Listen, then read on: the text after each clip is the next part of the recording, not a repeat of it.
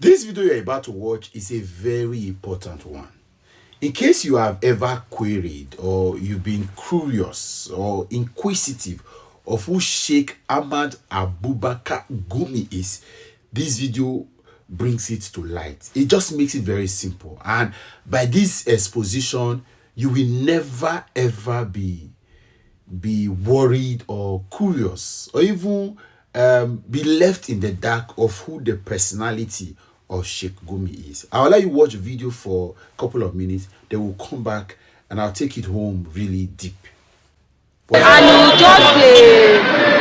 just they do meeting, they do committee meeting, then carry us to Gumi's side and we do meeting. He said we could meet Ahmed, I forgot the name. They invite one feed and he come and we gather money, almost 800,000. We give her. He said that one is a transport motor. And I started crying. He said me and be wisdom and don't have husband. I just train this boy to help me tomorrow. Please, he said that one no concern. Who will be the person? The person is a Fulani. They invite it come for one office for Kaduna there. We just try the beggar. He said no. He said until you pay so amount. He said we don't have much. He said almost 500 million. Initially, they asked, they were after the government paying that money, 500 million. So after, anytime they call, like me in particular, they kept calling me, Madam, Kijeki Magana, the government, that I should go and talk to the government so that they will go and pay that money. So all I kept telling them was, I am a widow. I cannot have access to the government. Maybe if my husband were to be alive, maybe you know somebody who will help him to talk to the government. But I am a widow.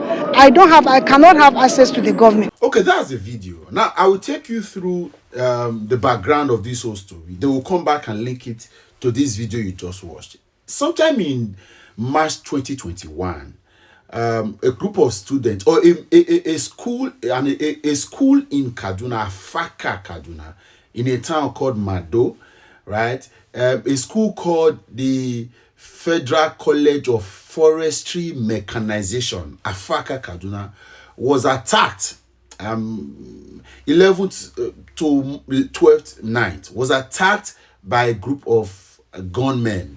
And according to the report, the school is located it's located very close to a military training academy in Afaka, Kaduna. That particular attack had over 200 staff and students kidnapped, or according to the report. But the military came in and were able to rescue about 180 of those staff and students that would have been kidnapped. But 30 of these particular students were still taken away by these armed gunmen.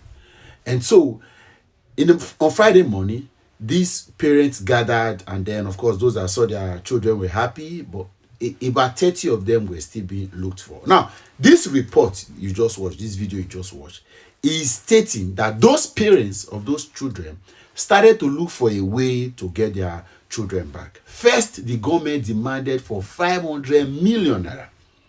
At some point, they now realized that government, because their interest was that government was going to pay the money to get those children out, but government wasn't forthcoming.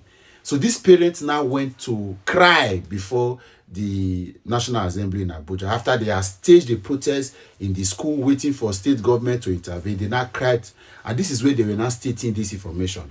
That one of the, as you heard now from one of the parents, that they met Sheikh Ahmad Gumi, who told them he was going to help them. But of course, that government was not forthcoming, that they should continue to cry. However, after several pleas, he now invited a Fulani man who now had a meeting. So Sheikh Gumi now brokered a meeting between these parents and the Fulani man representing whoever. Let's act as if we are ignorant and we are stupid for now. And then this man, grudgingly, after complaining that government did not come, the money must be 500 million. They gathered 800,000 naira. Poor, wretched, indigent parents gathered 800,000 to give to this man to go and try to see if he was going to help them. This man returned and nothing happened. The children were not released because the gunmen insisted on millions of naira. So now let's have a question. Who is Sheikh Ahmad Abubakar Gumi? Who is he? Sheikh Ahmad Abubakar Gumi, as you heard here, was able to invite a Fulani man. Assuming you don't know, assuming you are stupid, you are dull, you don't know, who collected money and was fuming that it was government that must pay. Or assuming that particular Fulani man, as the woman said it now, is a nobody. But so who is Sheikh? Sheikh, how did you know these people? You see, insecurity in the north has been business for years. It's been business for years.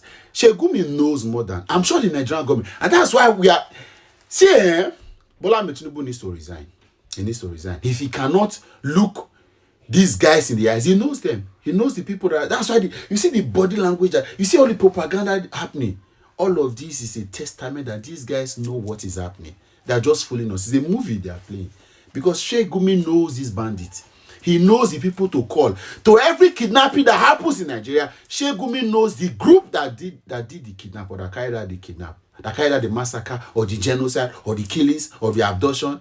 And then if there is need for negotiation, Sheikh Gumi knows the exact person to call. And if you remember, there was a video where Sheikh Gumi was talking about boundaries. That there are several, you saw that video where he was talking about that all of these guys operate in various areas. They don't cross carpet, or they don't cross paths. They stay, and if the bandits are well settled, that they can even stop other militias who are coming in. If I talk with it in my mind, not beside the fear DSS, if I talk it in my mind, Nigeria was spoiled. Tinubu and Shetima,